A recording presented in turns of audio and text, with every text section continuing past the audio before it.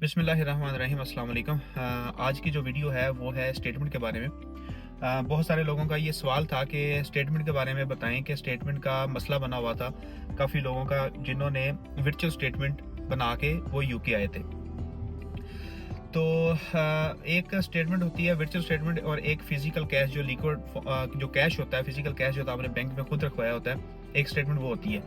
Virtual statement ऐसे होती है कि आप बैंक में जो है वो पैसे नहीं पड़े होते और आप स्टेटमेंट बनवा लेते हैं और वो जैसे भी कर करा के वो वेरीफाई करते हैं बैंक से, और बैंक से में आपको बात की होती है, जैसे भी जो भी मामलात होते हैं वो वेरीफाई हो जाती है कि आपकी स्टेटमेंट ओके है।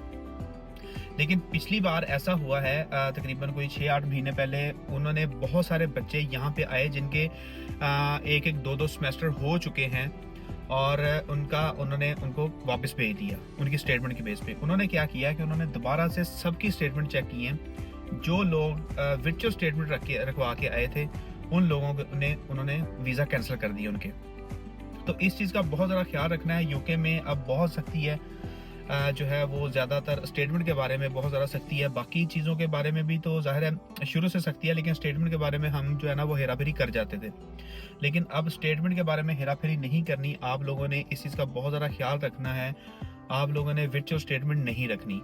आप लोगों ने पैसे जहाँ से भी जैसे भी अरेंज होते हैं पैसे आपने लिक्विड फॉर्म में स्टेटमेंट रखनी है, आपने वर्चुअल स्टेटमेंट नहीं रखनी।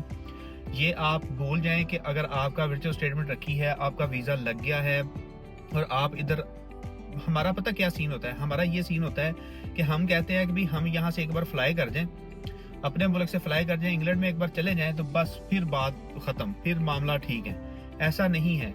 लोगों के दो दो सेमेस्टर, तीन सेमेस्टर हो गए थे, अभी स्टडी चल रही थी और उनकी स्टेटमेंट जिनकी फेक निकली है, यानी कि वर्चुअल स्टेटमेंट निकली है, उनको उन्होंने फाइनल कॉल दी, अपील वो कहते हैं कि हमें आप ये प्रूव करें।